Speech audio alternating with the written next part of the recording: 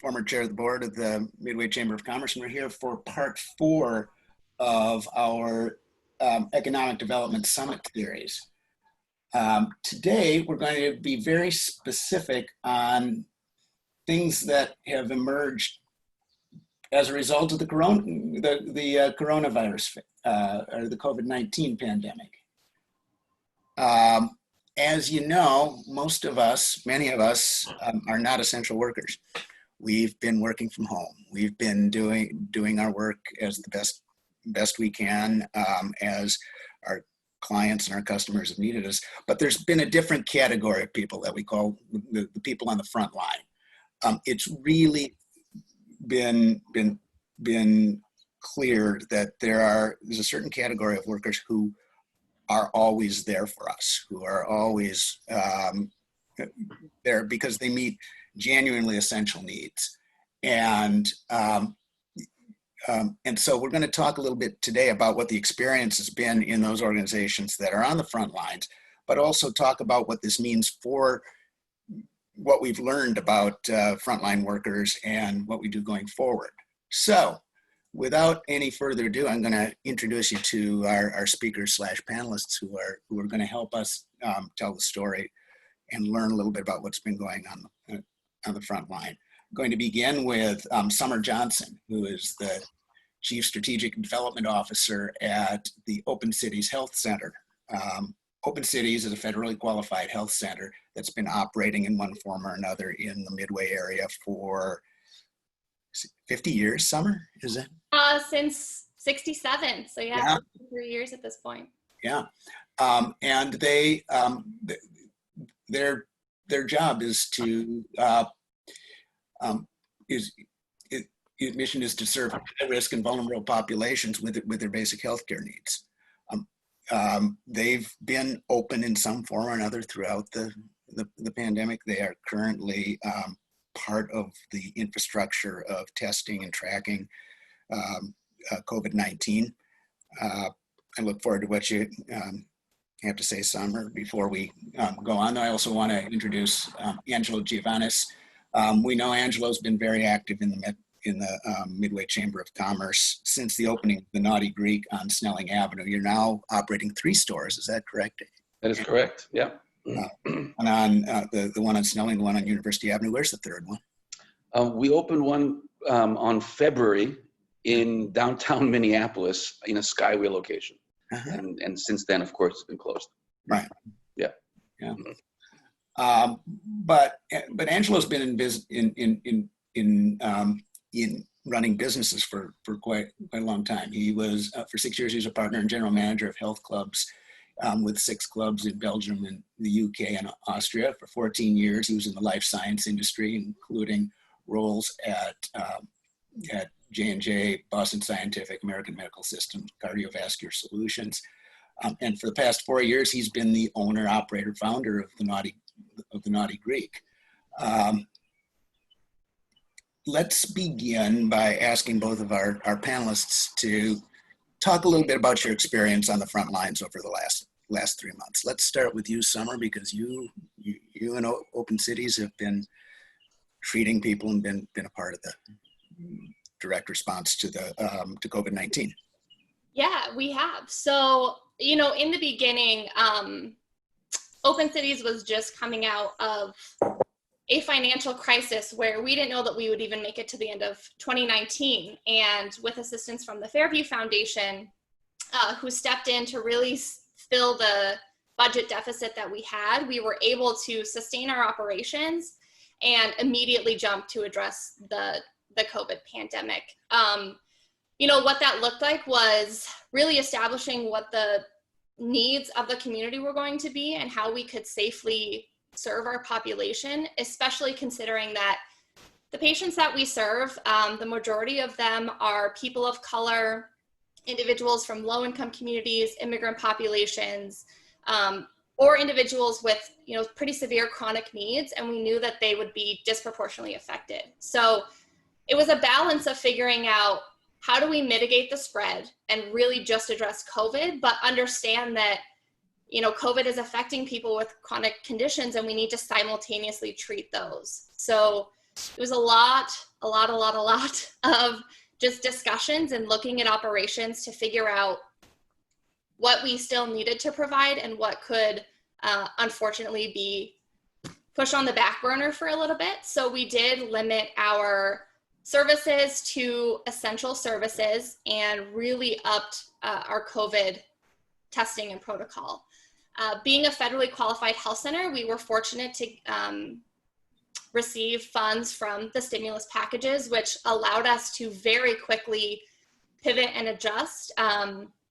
We know that there was a PPE shortage. That was definitely a problem. It didn't matter how much money we had. It was really difficult to get proper PPE, but worked with a lot of different relationships that we had.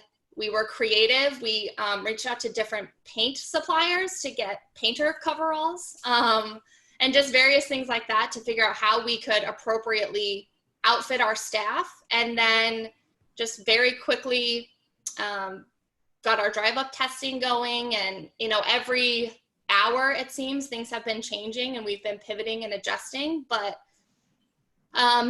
you know, we have seen that it is a dire need in our community, especially recently with the civil unrest. I mean, these communities are being hit with crisis after crisis, and that hasn't let up for decades. So continuing to be there when they need them. We have recently, given governor's orders and executive orders, been able to start reopening more non-essential services and expanding our clinic capacity again to reach out to those individuals who haven't been seeking care in the past couple of months because it was unavailable or they were fearful, and just really trying to be there to meet the community need, whether it be COVID or pre-existing conditions that they had. Thank you. Angelo, you're in a little bit of a different position. You do meet an essential need, food, and tell us a little bit about your experience from the time COVID-19 emerged to where you are today.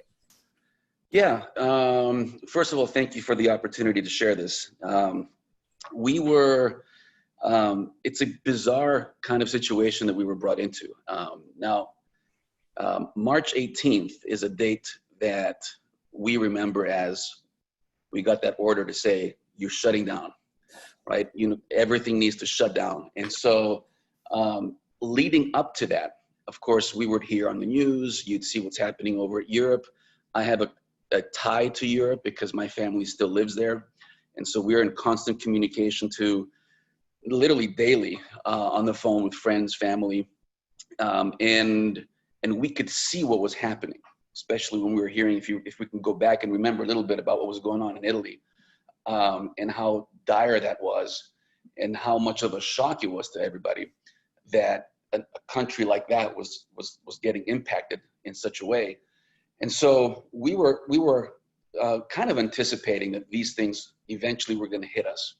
So on my end, at the Naughty Greek, we were already anticipating on kind of slowly coming to a close voluntarily until the governor pretty much said, okay, here's a date that it's going to happen.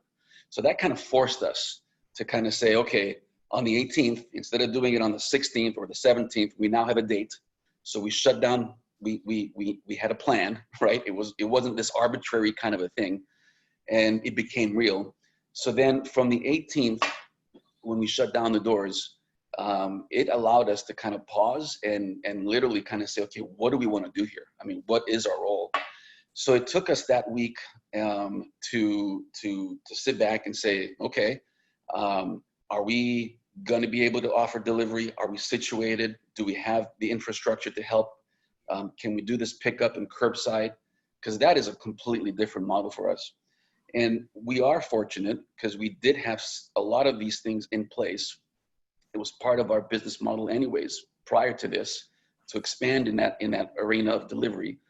And so we were very fortunate so that when we did open, we continued, we had the online menu already developed, people could actually go there. And what I've noticed is since then, people have been incredible. I mean, the community has I mean, has really rallied. I mean, when we basically said that we are opening our doors and we are available, we did not know what that meant, right? So here I am, I'm calling on my two daughters and I told them pretty much, if you want a vacation, your next vacation will be paid only if you come and work for free for now. And so I got, two girls working in the restaurant, myself, a very small skeleton crew to kind of see, okay, are people even going to show? And that first week was incredible. I mean, people showed, right? People came, picked up food, and that kind of gave us hope for next week. And our world has been literally a world of, first of all, day by day, but now it then became week by week, right? And we are still living in that world right now, where every week we're making decisions for the next week, because it's still, I mean, there's no consistency at all, and there's no pattern. We've gone through quite a lot of staff. We've unfortunately had to let go of everybody on that 18th. And we pretty much told everybody that we don't know what's going to happen. We don't know when and how we're going to open. Mind you, there's 3 restaurants, not 1. So when we opened on that following week, we only opened that 1 restaurant, the one on Snelling. It was the one that was more conducive to what the new business model, if you want to call it, that is. And then, of course, when people went on unemployment, most people were like, well, I'm not going to give up my unemployment to come back to an unknown, right? So that's another whole conversation, which we can maybe get into down the road here. But our reality right now is still unknown. It's getting better, but it's again this week to week kind of environment. All right, and both of you are located, have locations on your University Avenue, which is also where we saw some of the response to the murder of George Floyd. Has that had an impact on your business, and how has it? Well, it has, but how has it impacted both of your work? Let's start with you, Angelo. Yes, so I remember the day where I was going from University Avenue to Snelling, and I got a call from the folks that were in the location at Snelling. They were saying, hey, we're hearing that there is a protest and they're coming up towards Snelling and they've destroyed some of the buildings, or they're actually, it's a riot. There's destruction along the way. And by the time I got to the restaurant, I had 4 staff members that were basically saying, we don't feel safe. Can we go home? So what happened is we shut everything down that day, that moment. We took the decision to close. We boarded up. The next day, we basically boarded up both of those locations, and we paused, right, for that week. How did it impact us? It impacted us because on Snelling, the store next to us was actually looted. On University, the store across from us, the liquor store, was also looted, broken into and looted. There was concern, and thankfully, of course, nothing happened, and we're all fine, and there were no damages. But yeah, there was a period of additional stress to everything we were trying to accomplish. That was, again, back to not knowing what we're going to be doing next week. Here's another kind of a challenge thrown in. So that's how that worked that way. Summer, what was the impact on the clinic? Yeah, similarly, in the days leading up to that event, when everything was happening in Minneapolis, and it just was constantly checking for updates, checking in on our peers and our colleagues, because there are other community health centers that serve those neighborhoods. And so we were checking in on them, seeing how things were going, and really feeling their fear. But as it started moving into St. Paul, I remember that day, people started gathering in the Target Midway, probably around, that morning, it was probably like 10:30, and we realized around noon it was going to start getting bigger and bigger. And our first priority was keeping our staff and our patients safe. So we evacuated the clinic by about 2:00 that day. We shut down. our front desk was having to call everybody to try to get them rescheduled, to tell them not to come, because a lot of our patients take public transit and they have to leave really early for their appointments, or they walk. So communicating to them that, you know, it was not safe for them to come to the clinic. And we cleared the clinic out by about 2 o'clock. And then, you know, we had to monitor. We had to make sure that all of our COVID tests were refrigerated and could be transported via our lab service, because we didn't want to obviously lose out on those tests. And it was a rush, and we just really needed to make sure that everybody was safe. And then that whole night, again, it's just constantly watching updates and getting a feel for what was happening. And as it just continued to get, you know, more violent and the fires were starting, there was a real fear that the next day we would come back to a looted clinic, or our clinic would be destroyed. So that morning, the CEO and I went to the clinic at about 6 a.m. And miraculously, it was untouched. Our clinic had been entirely left alone. The same cannot be said for every single business in the surrounding area, including there was tagging outside of our clinic. But there was, you know, our COVID testing tents that are permanent, I mean, they're semi-permanent structures, had not been touched. And it was that feeling of, you feel grateful but devastated that you were one of the lucky ones.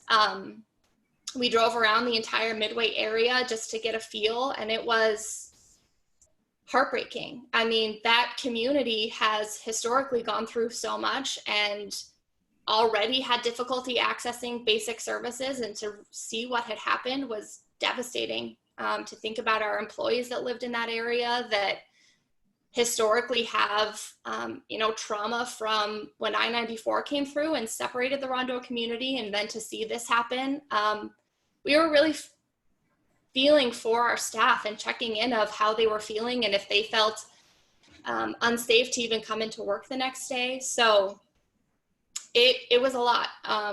Again, we miraculously made it out okay, but other clinics in the surrounding area had been looted. Vaccines were destroyed. Yeah, we then, you know, it turned to cleanup efforts. The Midway Hamlin Coalition, I believe is what it's called, came together. And that day, as we cleaned up while, you know, AutoZone was still in embers and smoking, was pretty amazing. The community is so resilient, and to see them all come together. The food pop-up that popped up on Lexington in 94 was 2 steps from our testing site. So coordinating with their,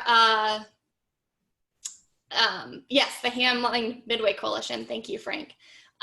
Coordinating with the individuals who had established that food pop-up and getting them the supplies that they need, and making sure they knew that there was COVID testing available, and just, you know, the symbiotic relationships that were happening was pretty amazing. I mean, it was a week that really just turned into community. And yeah, it's certainly a week that I will never forget, both for good and bad, just to see how quickly everyone came together. And Gordon Parks High School, that's right down the road, that was set fire to, they almost immediately put up the plywood, and the plywood was painted with this beautiful mural. I mean, it's just unbelievable. I mean, there's also a positivity that came through all of this that I think we need to not forget about, because yes, it was devastating, and yes, it was, you know, it was shattering in terms of what happened, but at the same time, we found ourselves doing so much positivity coming out of this, right? From even the mindset that this movement has actually permitted us to kind of look at things a little bit differently, to things like we were also able to participate at, I don't know if you've heard of Frontline Foods. They work in coalition together with the World Kitchen, and we were asked to come and help with them. And we did so many, you talk about pop-ups. I mean, we participated in 4 to 5 different days where we were able to kind of make food, go out, see the people, provide that kind of comfort. And it was probably the most rewarding, I'd say, moments that I have personally experienced in my life, right? In terms of giving. Yep. And seeing and getting the goosebumps, right? On like right in front of you. So there's some incredible moments that have come out of this, and the conversations that have actually started even within the workforce regarding some of the things that we need to be doing a little bit differently, or providing a perspective that a lot of us, including, and I talk about myself, just had different ways of seeing things. It's just incredible. So, well, thank you for sharing those two stories. I think that's one. It does me well to hear these things, but also, Angelo, you brought up the notion of thinking about things differently as a result of this. Now, one of the things that emerged is that people who we encounter every day, healthcare workers, people who serve us in our restaurants, are now being talked about by people as heroes, as people who were out there doing the work for us. Bill George, who was the CEO of Medtronic, has actually raised the issue now, is that frontline workers who, by and large, tend female and tend towards people from minority and immigrant communities, haven't been as highly valued in the past as they are today, and that we need to rethink about how do we revalue frontline workers. What do you think the impact both of the pandemic and in our own community of the civil unrest will have on how we think about wages, how we think about benefits, how we think about how people are valued in society? You want to start with that one, Angelo? Yeah. So I think this is a really great question, and it's also a very difficult, deep question. I don't think you can just look at it and say, now we value our frontline workers and now we have to do something different for them. I almost think that you got to take it a couple of layers back. And what I've seen from this pandemic and from this environment is we can do things more efficiently. I'm seeing it's creating an environment as a business owner. It's creating an environment where I have to rethink about pretty much everything, right? And so business as usual is no longer business as usual. So what I'm thinking is, the way that I see things is, okay, let's pause. Let's think about what really matters, what's important at the end of the day, and let's work towards that goal. And if we do that, I feel like the efficiencies that we are learning and the ways that we're learning to redo things will somehow allow us to restructure the way that we do our business so that we can award, reward, or value the people that are actually doing the work that really matter. Because the structure today doesn't fit that way, right? The way that we've been doing our business is, I mean, it all comes down to the bottom line, and the owner or the corporation or whoever it is the one that's looking to make the majority. Like, I guess the success of a business has to be redefined. I mean, that's why I'm saying this is a very deeper, bigger conversation. And just by saying, now I'm going to increase the wages for my frontline people in my existing system might not work, right? It needs a much more thorough examination of the whole thing. But having said that, I mean, let's put that aside. That's a larger goal. That's a larger, bigger project. For me, at least for now, things that we're trying to do is, by creating more efficiencies, what I'm basically saying is, my frontline employee is more valuable to me.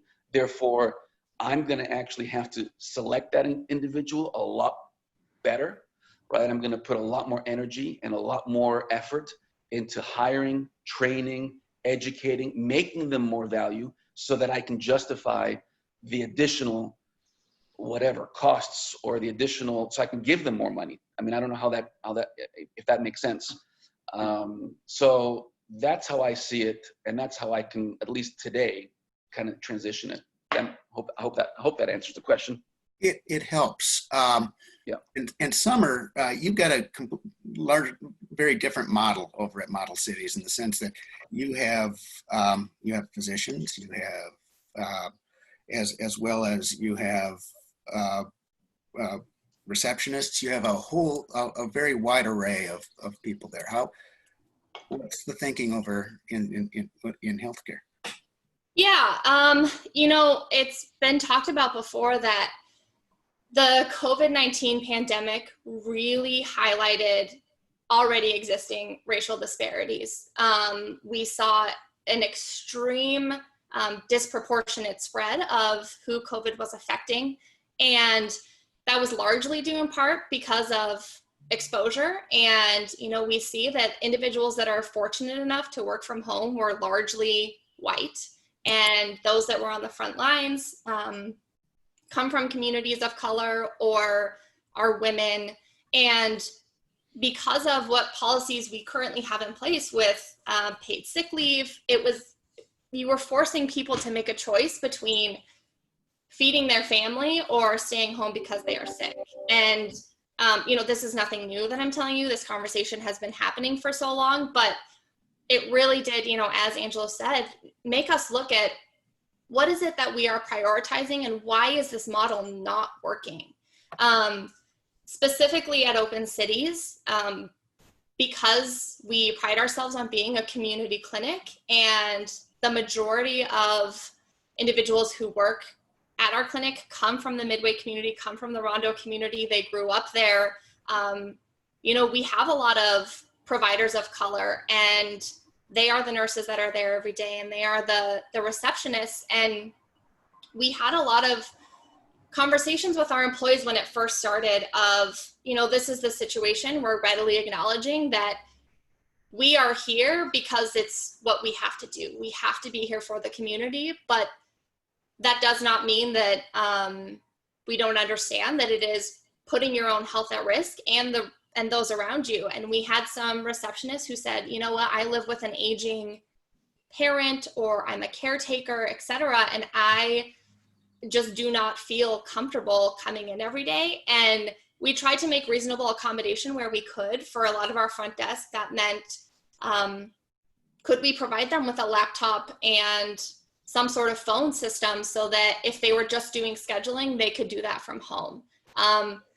Again, the only reason we could do that is because of some of the stimulus money coming in. There's just absolutely no way as a nonprofit clinic that we could have invested in that sort of technology, but the acknowledgement that things did have to change, and we had to, if we were going to help treat the community, that also meant that we ourselves needed to mitigate the spread. We also look at, as we look at frontline workers, not only in healthcare, but across the spectrum, if an individual is undocumented, they are not going to seek care because they fear deportation. I mean, right now there is such a concern in our country about immigration. And so it was just letting our patients know and letting our staff know that we are there no matter what. We will see anybody, and that there needed to be an investment, again, in sick pay, in making reasonable accommodation. And you can't always do that, especially in healthcare. You have to be there.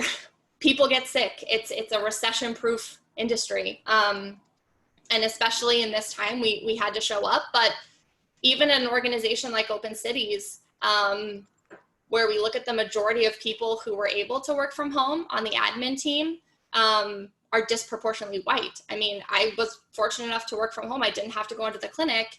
And the providers who worked incredibly hard to be able to be a provider at Open Cities are on the front lines. that doesn't answer any question. I mean, again, it really just points out that this is the system that we have here in America and in Minnesota. Minnesota has one of the largest education gaps when it comes to race. We see the preschool to prison pipeline. It's one of those things where everyone wants to get back to the new normal, but normal wasn't working. And this is our opportunity right now to really reflect where do our priorities lie? Where is there an opportunity here to reinvest in what has truly been shown to be essential? And that is grocery store workers, that is nurses, that is janitors and maintenance people. It's just, those are the people that made our community run through all of this, and they deserve every benefit that we can give them. Ted, one of the things that I wanted to add to this is that, going back to the question around efficiencies, what we're learning right now is we're learning how to be more efficient. I mean, this is the exercise that we're all, as business owners, kind of forced to do. And the challenge that I pose to every business owner is, okay, now you go through these efficiencies and we're learning how to adjust and adapt. Who's going to benefit from those efficiencies, right? Is my question.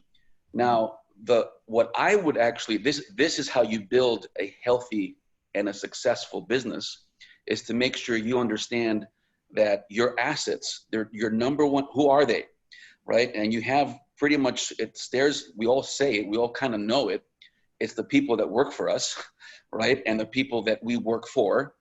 It's the community. It's what we build. Why aren't we taking these efficiencies and putting them back into the people that are helping us create them, right? That is how you are going to eventually, you talk about minimum wage.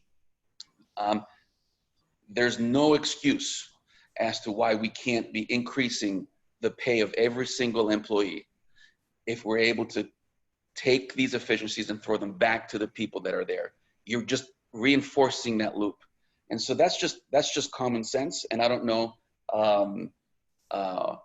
whether this environment that we're in is helping us all kind of realize this, or whether we have to do more of these sessions, or these conversations have to take place to kind of help kind of build that foundation. Well, and one of the challenges in crisis is exactly that. We always learn something, often something very dramatic in a crisis. But the challenge is how not to snap back to what was going on before. Yeah. And that requires diligence on the part of it. Well, and that's unclear. And so this is one of the questions that I think I'm seeing come through here is the question of, so how do we maintain the level of urgency and the efficiencies that we found? And we've certainly seen them in healthcare summer with telemedicine is really working in a way that it never has before. Yes. And mostly because we didn't need to before. Mm-hmm. And Angelo, you're seeing in your business this delivery and curbside service, which does create enormous efficiencies. It's a new business for you. Well, I'll give you some numbers, right? So just to put some context around it, we're now open from 4 to 8 p.m. So it's 4 hours every day, Monday to Friday. And on the weekends, we extend that from 12 to 8. But within those, let's take the regular weekday from 4 to 8.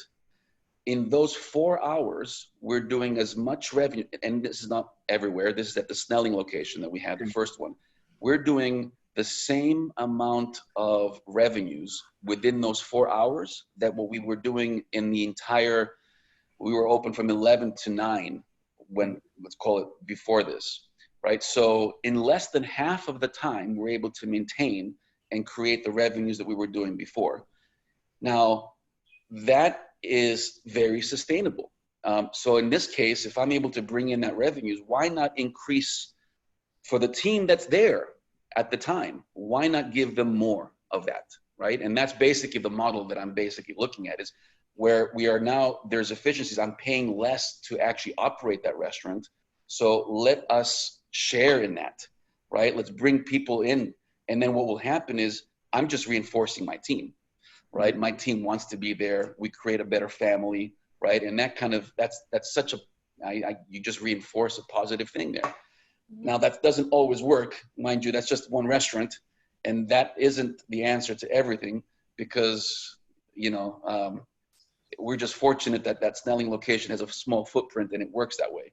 That's not the same over at university, right? So everything is different, and there's challenges that we have to deal with, but we have to be thinking differently. We have to be adjusting with every single, I guess, challenge ahead of us. So I'm gonna just, I hope that answers that. Summer, any follow on to that? Well, yeah, so Angelo and I were talking before the call started about how, in a lot of ways, what this has done is really reignite that creative spark that a lot of business owners had in the beginning when they were able to build something from the ground. I mean, that's why people want to be entrepreneurs. They like that challenge. They like having to reinvent. And then I think you get comfortable. You're like, great, my business is working, we're open, and things just kind of start getting into a nice flow. And I think at that point you can kind of overlook some things that were inefficient, or some things that you kind of just let slide because you could, because they didn't make such a difference in your margins. And so now, because everything has been turned on its head, that creative energy and excitement is back. And it's like, great, this is a puzzle that we now have to solve. And what are we going to do? And really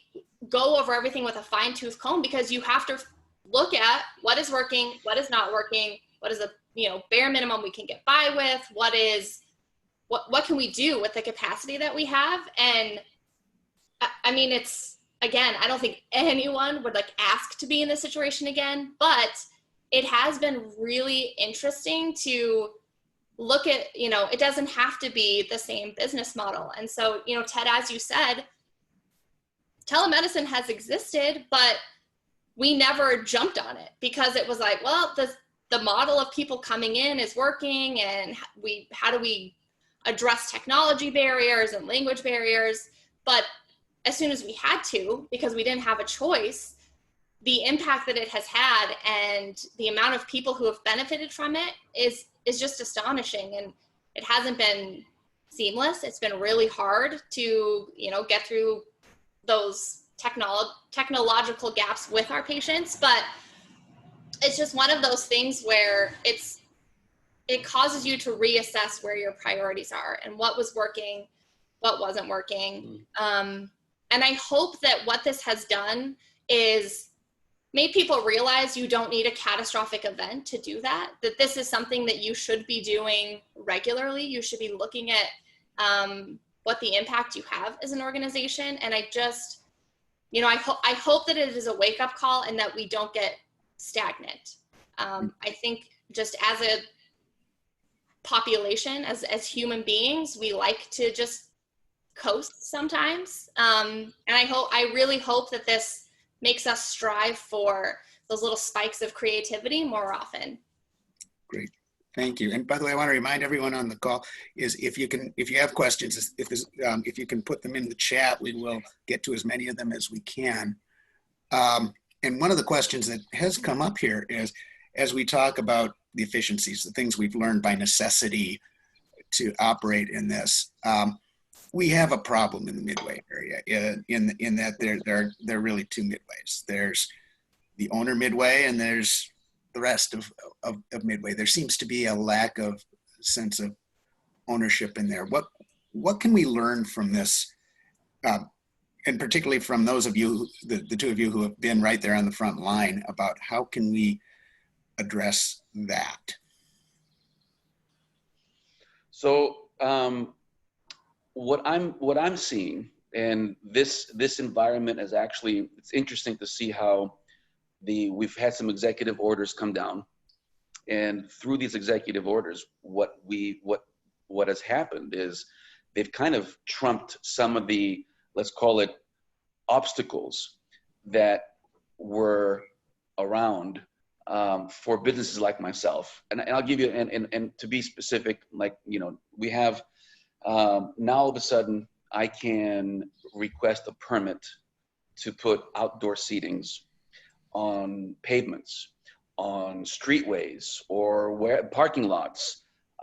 We have now been given the opportunity to, with the delivery of food, we can also sell alcohol and provide, a comfort or some sort of if somebody wants to buy a beer with their food, I can bring that to them since we have the licenses already at our restaurant. These types of things, what I'm seeing is there has to be more collaboration between the government and the companies, and I guess private and public have to work better together. And I think what I'm seeing now is all of a sudden, we're getting these exceptions, and we're given these opportunities to kind of bypass some of the challenges that we've had before, some of the obstacles. My question is, why? Why are we doing that now? Why can't we continue to do that? Why can't we continue to be thinking? Again, it goes back to efficiencies. Here are examples of efficiencies that the government is installing on us, right? That we were actually having a hard time getting through, or whatever the case was. So I think I don't know how to answer the difference between the two midways, but what I see is, through this, all I'm seeing is we just need to do a better job of communicating, of listening, of participating. And this environment has actually kind of enhanced that, right? It's given us that opportunity to do more. And all I say is, let's continue that. Let's not go back on all fronts, right? So, let's fill the streets with tables. Let's make it a wonderful sit down kind of let's walk let's invite people to come down and have a seat and grab a coffee, or feel safe sitting on Raymond or whatever, right? I mean, let's create that environment. We can do it. We are the ones that drive that. You're talking, one of the barriers to ownership would be the difficulty in getting started. And if we're finding efficiencies in getting through that, for those of you who are already in place, why couldn't those accrue to someone who's getting started? Yeah. So, Summer? Yeah, I mean, that's exactly what I was thinking. And, speaking as a clinic, I'll talk about our patients and our staff, and really just the vibrancy of the Midway community. And what makes it so special is that it is small businesses owned by families in the community that represent such a diverse spread. And as Angelo said, I think we need to look at the public and the private relationship. And as we look at where do our priorities lie, there needs to be a reallocation of overinflated budgets. And, you show your priorities by where you spend your money. And we want to show that our priorities are in community members and families. And we need to recognize that businesses should not only exist, but they should be able to invest in their real estate. I think being a tenant isn't always the best position for a small business owner. A lot of times there are restrictions in place and you just lack that ownership. So, by investing and allowing these families to invest in their real estate and grow that generational wealth, we continue to invest in our community, and we continue to show that this is the vibrancy of a community that we want to last. And it's what makes the Midway. And we do that by, giving ownership and showing that we want this community to stay this community. And as Angelo said, let's not make it so difficult for people to be creative and to serve not only like their patrons, but help their staff. I mean, why did it take this long for people just to be able to, again, serve a beer with people's food? It was such a hoop to jump through, where these restaurants were sitting on thousands of dollars of liquor and couldn't sell it to people with a to-go meal. And I know that there's a lot of bureaucratic red tape, but again, it's looking at how do we make just simple changes to show that we care about people being successful and being able to thrive, not just survive. Wonderful. Well, Russ Peterson followed this, and if you'll see in the thread too, is that what we're learning is we don't need that high level of scrutiny to get things done, and in fact, there's been a barrier to getting things done. I'll offer up the example of the street right next to Angelo's University Avenue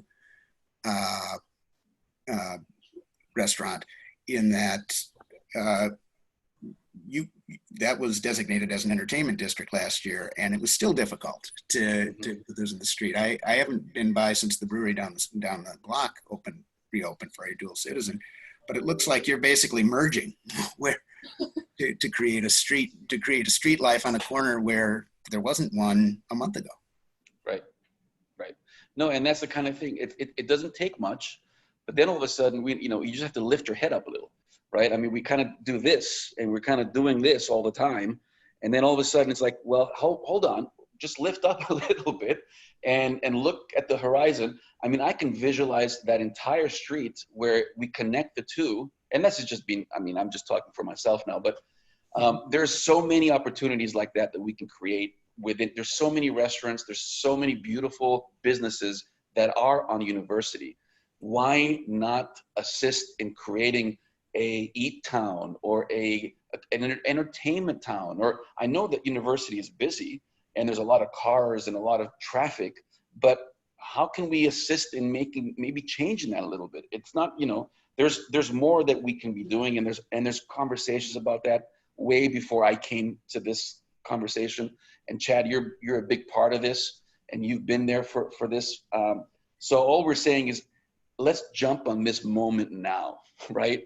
Because now there's momentum, right? And we talk about this, and we kind of look at it and we say, all right, we want to do things differently. But what are we waiting for, right? Here we are, right? Let's put something on paper. Let's create some movement around this, because there is the demand. There is, I think, the energy is there. I just think it needs a little bit of maybe some leadership or maybe some initiative from people in positions that can actually bring these things together.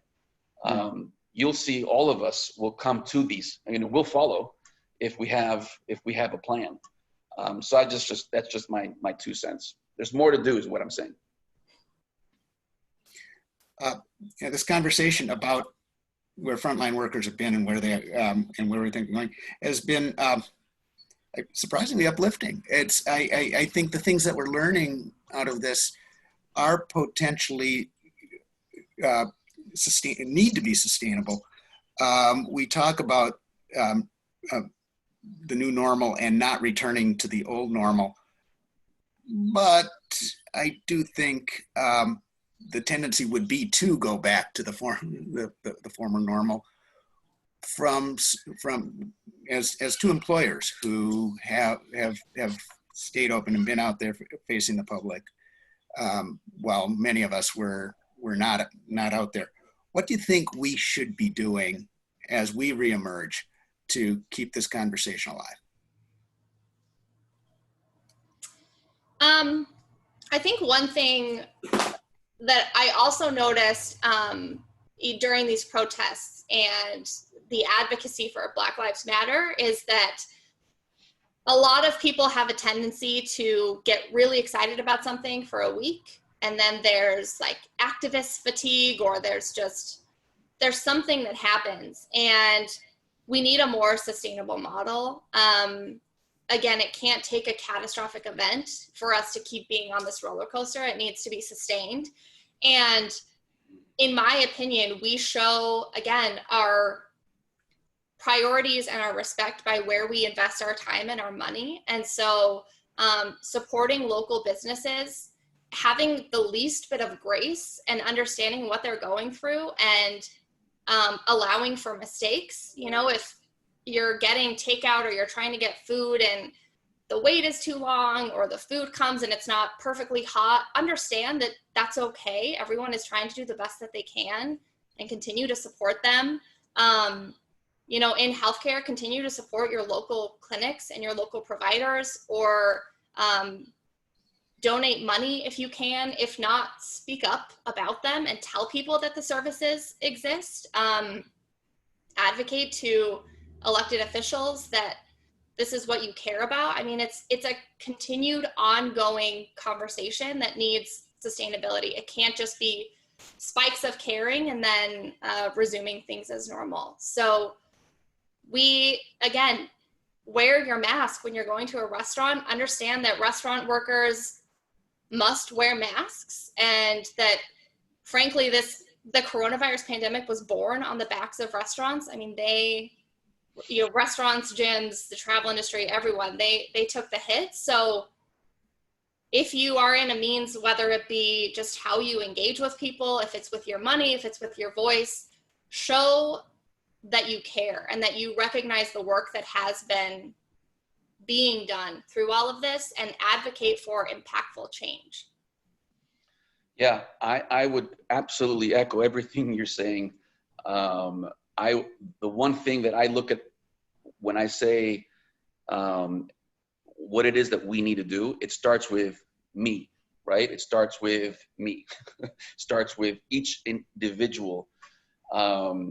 You can only change you. You can only impact what you do. And so if we kind of sit back and we think that it's going to happen somehow and this is going to change, then you've already lost it. You know, that's going back to the same old. So for me, it begins with leading, right? And how do you lead, and where do you lead? And it could be as simple as I'm leading with my family. I'm leading with my children, right? I'm leading with, it doesn't matter where and how. It doesn't. The impact is irrelevant as long as you're doing what you can in that environment. And I think the next part of that is, how do you stay engaged, right? And again, that becomes you again. What are you doing to stay engaged? And so as long as you're continuously waking up every morning and thinking that way, and you know what, we'll take a pass a couple of days, we might not be feeling well, but I'd say from week to week, ask that question. What did you do? What have I done today, or what am I doing this week?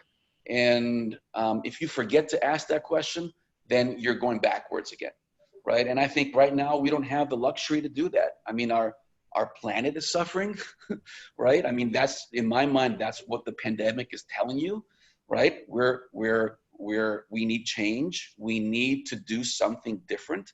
And if we're not doing these things, then I think we're oblivious. We're missing the moment. We're missing the opportunity. Okay. So just start with you, and then you go from there. We are coming up on the top of the hour, and we keep these at an hour.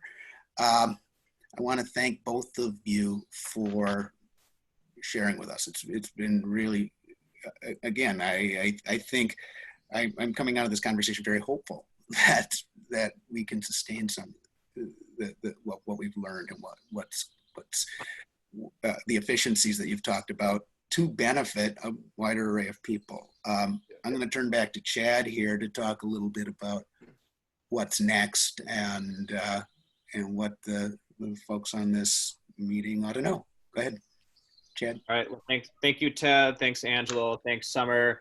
Good conversation. The Midway is an interesting neighborhood. We have a lot of residents. We have over 62,000 residents in the Midway, and we have a lot of businesses. University Avenue in particular is a major commercial corridor, and how we can help connect the people in our community that live here with either jobs or connect them with places where they can shop or they can give business to is really important. So thanks for the time today. I look forward to our next steps.